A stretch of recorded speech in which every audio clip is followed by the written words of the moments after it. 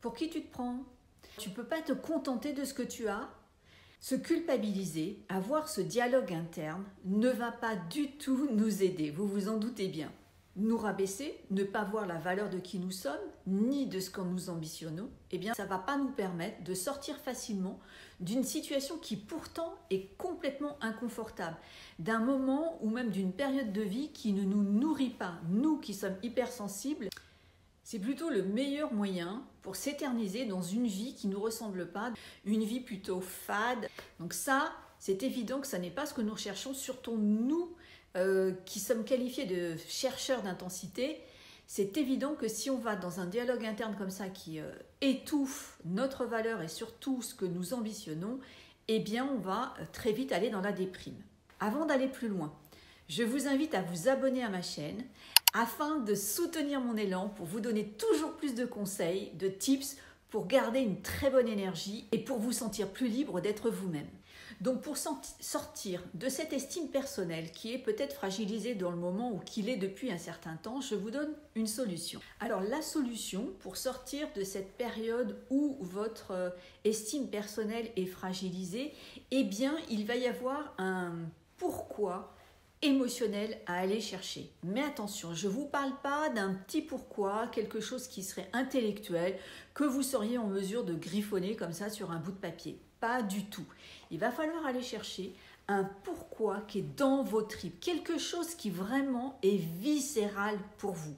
C'est ça qui vous permettra de dépasser les périodes où vous allez perdre en confiance en vous, les moments où vous allez sentir que votre estime personnelle est soit fragilisée par un discours interne, soit par certaines personnes qui elles aussi pourraient remettre en question le bien fondé de votre légitimité et de votre valeur. C'est ça qui va vous permettre de faire ce contrepoids durant cette période où vous êtes fragilisé. Donc c'est aller chercher vraiment quelque chose qui fait sens. À partir du moment où de toute manière vous ambitionnez quelque chose, c'est que ça fait sens pour vous, mais il va falloir aller creuser.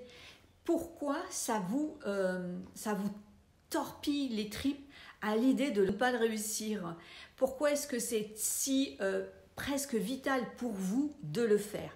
Allez chercher ce pourquoi émotionnel. Vous pouvez mettre déjà cette vidéo sur pause, peut-être parce qu'il y a déjà des choses qui viennent à l'esprit. Notez-les.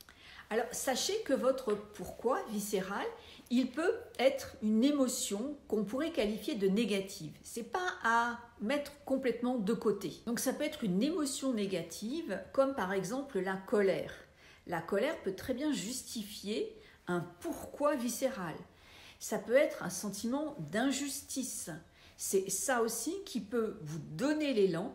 Vous sentez au plus profond de votre être que ce sentiment d'injustice vous donne une énergie de dingue pour ambitionner quelque chose qui est pour vous très important. Donc, ne mettez pas de côté ces sentiments-là, même si c'est vrai qu'ils sont jugés comme négatifs. Alors évidemment, il ne faut pas pour autant en devenir agressif, ce n'est pas l'idée, c'est juste que ça doit fournir votre carburant.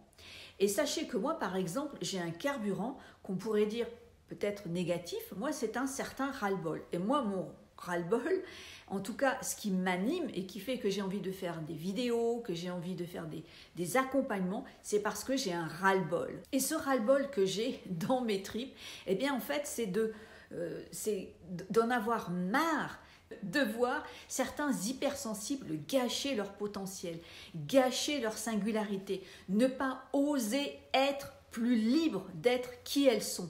Ça, j'en suis arrivée à un stade où je ne peux plus le voir et c'est ça qui me motive, c'est ça qui me donne l'élan pour aller chercher toujours plus de choses à vous donner, de conseils à vous fournir.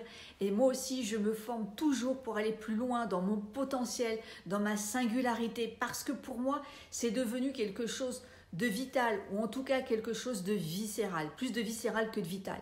Parce que c'était déjà présent, mais c'est devenu très viscéral et maintenant je fais tout ce que j'ai envie je vais chercher tout ce qui est nécessaire pour que ça s'expanse encore plus.